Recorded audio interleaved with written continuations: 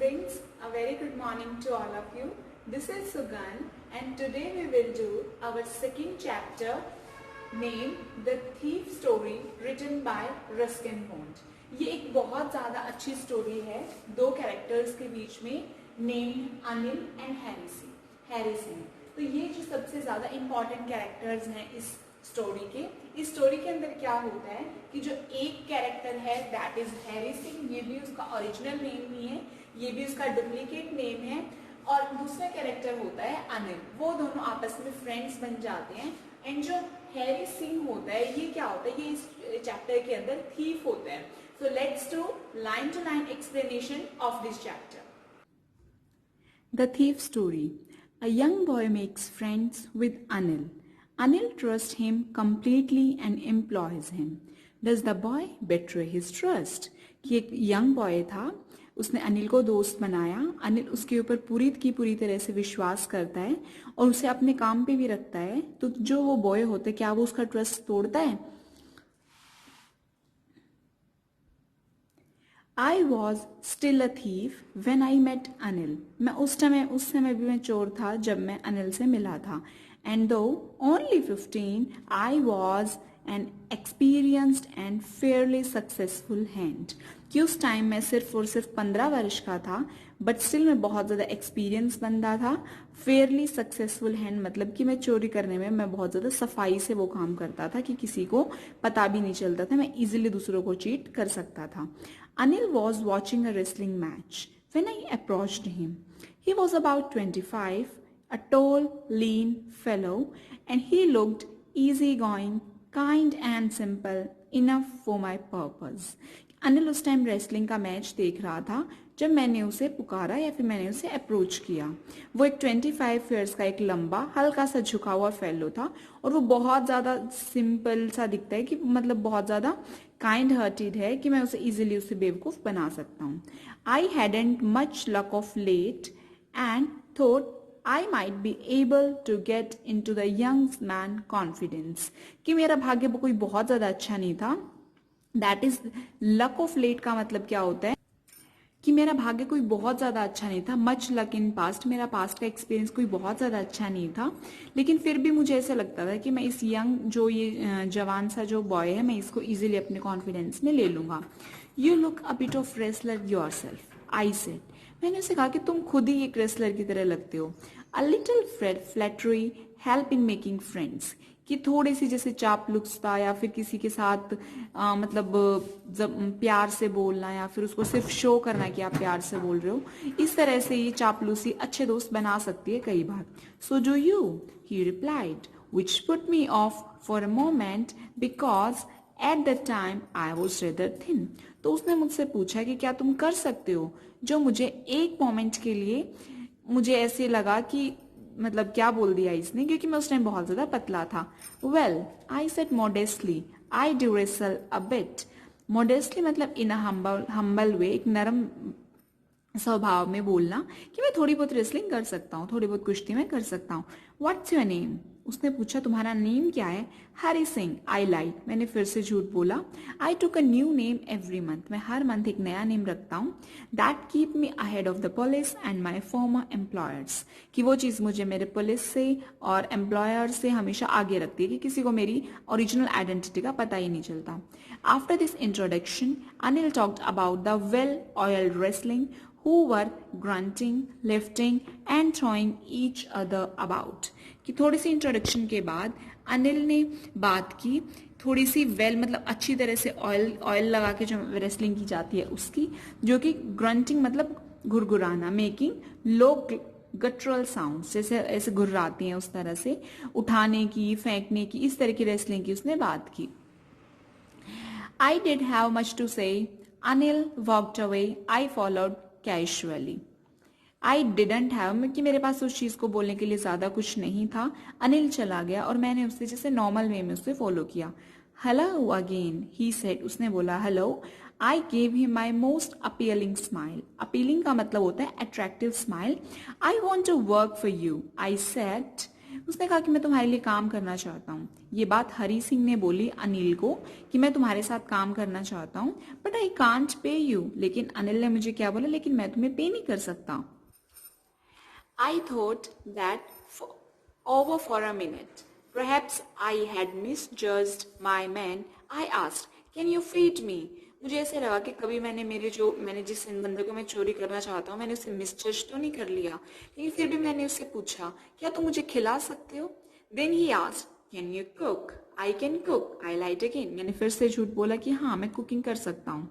If you cook, then maybe I can feed you. अगर तुम cook कर सकते हो तो मैं तुम्हें कुछ भी खिला सकता हूँ। He took me to his room over the Jumna sweet shop and told me I could sleep on the balcony. वो मुझे अपने रूम में लेके गया जो कि जमुना स्वीट शॉप के ऊपर था, और उसने मुझे कहा कि तुम यहाँ पे बैल्कनी में सो सकते हो। But the meal I cooked that night must have been terrible because Anil gave it to a stray dog and told me to be off. कि लेकिन जो मैंने उस रात खाना बनाया था वो बहुत ज़्यादा डिस्कस्टिंग था, वो बहुत ज़्यादा गंदा बना था, और अनिल ने जो जैसे जो स्ट्रीट डॉग्स होते हैं, गलियों में जो डॉग्स होते हैं, उनको वो खाना खाने के लिए दे दिया था, और मुझे भी बोला कि तुम भी रहने ही दो। But I just hung around, smiling in my most appealing way, and he couldn't help laughing. लेकिन फिर भी मैं वहीं रुका रहा, मैंने अपनी जिसे अट्रैक्टिव वे में स्माइल किया, और वो अपने आप को हंसने से रोक नहीं सका।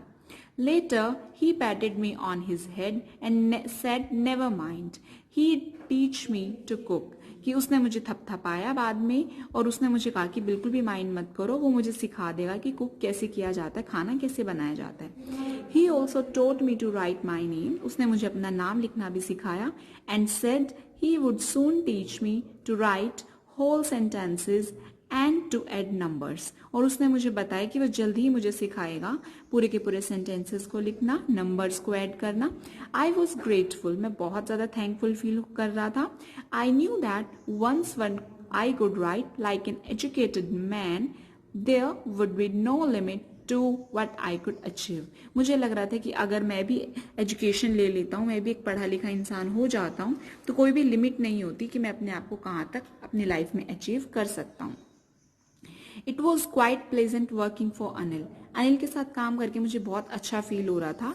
आई made the tea in the morning and then would take my time buying the day supplies, usually making a profit of about ₹1 a day। कि मैं मॉर्निंग में टी बनाता था और उसके बाद मुझे टाइम लग जाता था चीज़ें लेके आने में। सप्लीज होता है जो कि डेली रूटीन की फुलफिलमेंट्स होता है, जो नॉर्मल रूटीन की चीज़ें होती हैं, और उन सब चीज़ों में मुझे दिन में ₹1 का फ़ायदा होता था। I think he knew I made a little money this way but he did not seem to mind. I think उसे लग रहा था कि मैंने थोड़े से ही पैसे कमाए हैं इस तरीके से, लेकिन फिर भी उसने माइंड नहीं किया। Anil made money by fits and starts. Anil था वो फिट्स एंड स्टार्ट्स करके पैसे कमाता था, जिससे फिट वगैरह होके। He would borrow 1 week, lend the next. एक दिन वो उधार ले लेता चीज़ों को, नेक्स्ट डे उसे वापस कर देता। He kept worrying about his next cheque but as soon as he arrived he would go and celebrate. कि वो अपने नेक्स्ट चेक के लिए हमेशा चिंता करता रहता था, लेकिन जैसे ही उसे कुछ भी मिलता वो सेलिब्रेट करने के लिए चला जाता। It seems he wrote for magazines, a queer way to make a living. ऐसे लगता था जैसे कि वो मैगजीन्स के लिए भी कुछ लिखता है, लेकिन ये एक स्ट्रेंज वे था एक अपनी लिविंग थिंग को कंटिन्यू करने के लिए। One evening he came home with a small bundle of notes, saying he had just sold a book to a publisher. At night, I saw him tuck the money under the mattress. एक शाम को वो एक notes का bundle लेके आया और उसने कहा कि उसने एक पब्लिशर को बुक्स के लिए पैसे बेचे हैं, मतलब बुक्स उसने बेची है पब्लिशर को, दैट्स वाई उसे वहां से वो पैसे मिले हैं। और रात को उसने देखा कि उसने पैसों को एक मैट्रेस के नीचे, मतलब जैसे जो कारपेट होता है उसके नीचे उनको रख दिया। I had been working for Anil for almost a month and apart from cheating on the shopping had not done anything in my line of work. कि मुझे अनिल के साथ काम करते हुए करीबन 1 महीना हो गया था, एंड शॉपिंग के दौरान चीटिंग करने के अलावा मुझे नहीं लगता कि मेरे काम का कोई भी वर्क था। I had every opportunity for doing so, मेरे पास हर एक अपॉर्चुनिटी थी वो काम करने की। Anil had given me a key to the door and I could come and go as I pleased. Anil ने मुझे चाबी भी दे रखी थी घर की, मैं जिस टाइम आ सकूं उस टाइम वापस जा सकता था। He was the most trusting person I had ever met। मुझे सबसे ज्यादा ट्रस्टिंग बंदा वो लगा था जो कि मिल सकता है, जिसके ऊपर विश्वास किया जा सकता है। And that is why it was so difficult to rob him. और इसी वजह से बहुत ज्यादा मुश्किल था उसको धोखा देना। It's easy to rob a greedy man. किसी लालची मैन को जैसे धोखा देना बहुत ईजी है, because he can afford to be rob, क्योंकि वो अफोर्ड कर सकता है धोखा देना। But it's difficult to rob a careless man. लेकिन केयरलेस बंदा, एक लापरवाह इंसान को धोखा देना बहुत ज्यादा मुश्किल है। Sometimes he doesn't even notice he been robbed and that takes all the pleasure out of the work. क्योंकि कई बार तो उसे पता ही नहीं चलता कि वो चीजें उसकी कहाँ खो गई, कहाँ पे उसके साथ कहाँ पे उसकी चीजें गुम हो गई, कि तो फिर वो मजा नहीं आता एक इंसान को चोरी करते हुए जो आता है। Well it's time I did some real work. I told myself I am out of practice and if I don't take the money, he'll only waste it on his friends. After all, he doesn't even pay me. तो ये time था कि मैं कुछ actual में काम करूं। मैंने खुद को बोला कि और मुझे कुछ ना कुछ करना चाहिए, एंड अगर मैं ये मनी इसके नहीं चुराता हूं तो फिर ये अपने दोस्तों पे खर्च कर देगा और क्या पता ये मुझे भी पे ना करे। सो स्टूडेंट्स, नाउ अब जो ये क्वेश्चंस हैं, read and find out, you have to find out in your notebook, you have to write it down on your notebook. आपको अपनी नोटबुक में इन सब चीजों को लिखना है एंड फाइंड आउट करना है क्या है इसमें। आज के लिए हम इतना ही करेंगे। आई होप आपको ये वाला जो पार्ट है वो अच्छी तरह से समझ में आया होगा। But still if you have any doubt in any query then you can directly comment in the comment section. हम अपना जो नेक्स्ट पार्ट है वो हम हमारे नेक्स्ट वीडियो में करेंगे। Thank you very much. Have a lovely day.